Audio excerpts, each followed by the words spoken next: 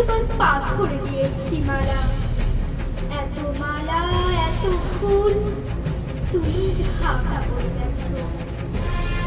তুমি পাথর না হলে রাগ করতে। 56 বছর আগের রাতে এলহিব্রোডের তিনতলার ঘরে আলো জ্বলছিল। চাদর গায়ের এক ছায়ামূর্তি পায়চারি করছিল অবিরাম। বাইরের রাস্তায় ইংরেজ পুলিশের চর সতর্ক সজাগ চোখে দেখছিল। তার সব সতর্কতাকে বুদ্ধ বানিয়ে তুমি তখন অন্ধকার ছেড়ে ছুটে চলেছ আলো। দেশের মানুষ কাকপক্ষী কেউ টের পায় না। তুমি চলে যাবার পর 56টা শীত, বর্ষা, গ্রীষ্ম, ঝড় তুমিও সেই থেকে প্রত্যেক জানুয়ারিতে পৃথিবীর এই পাড়া ও পাড়া সব মাটিতে তোমার অনশ্বর পায়ের ছাপ। সব রাইফেলে তোমার বুকের বারুদ, সব কুচকাওয়াজে তোমার স্বপ্নের ছন্দ। পরশ পাথরের মতো স্বাধীনতাকে খুঁজেছি তোমার অন্তরে লুকিয়ে থাকা খ্যাপা। তোমার গন্তব্য ছিল স্বাধীনতা, তোমার পথ ছিল স্বাধীনতা, তোমার স্বপ্ন ছিল স্বাধীনতা, তোমার প্রেম ছিল স্বাধীনতা। তুমি লক্ষ্য চেয়েছিলে স্বাধীনতার জন্য, তুমি তাই পাথর। যারা স্বাধীনতার আড়ালে চেয়েছিল গদি, চেয়েছিল সিংহাসন, ইংরেজের ছেড়ে যাওয়া লুমের রাজ্যপাট, তারা রইল সুখে। ভারতবর্ষের টাকার টাকা সুখ তোমার নয়। ভারতবর্ষের অফিসে আদালতে তাদের ছবি তোমার নয়।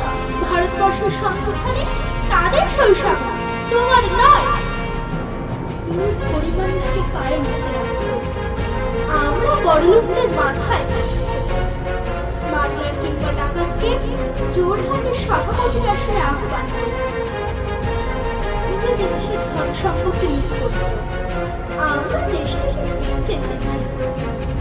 ইংরেজ চাবুক, লাঠি, গুলি, মাফিয়া, নেতা আর কালাপাড়া, সেলুলার জেল, আমি বলছি বিভিন্ন সুপার আর আইনসভায় আলাদা বছর আগের এক মধ্যরাতে পড়াশোনায় দেশ ছেড়ে তুমি চলে গিয়েছিলে স্বাধীন এক স্বদেশে ফিরে আসার স্বপ্ন। তুমি ফিরে আসো, স্বাধীনতা এসেছে, তার কাঁধে ছুরি ধরে নিয়ে এসেছে ভোট নামক রাজ্যযোগ্য, গণতন্ত্র নামক চিরায়ত মাৎসন্যায়, প্রগতি নামক লক্ষ্যকর স্ট্যাটিস্টিক্স, সংহতি নামক বিস্ফোরণের চুরমার, ঐতিহ্য নামক মন্দির মসজিদের ঝগড়া আর 832 হিমাচল ভরিয়ে দেওয়া ভাষণ ভাষণ আর ভাষণ। 56 বছর ধরে তুমি পাথর হয়ে আছো। 56 বছর ধরে ভারতবর্ষে অধীর মিথ্যায় কাল হয়ে আছে। ইহার তরঙ্গে তবে হঠাৎ শোনা যাবে স্বাধীনতার নিজস্ব কণ্ঠস্বর। আমি সুভাষ বলছি।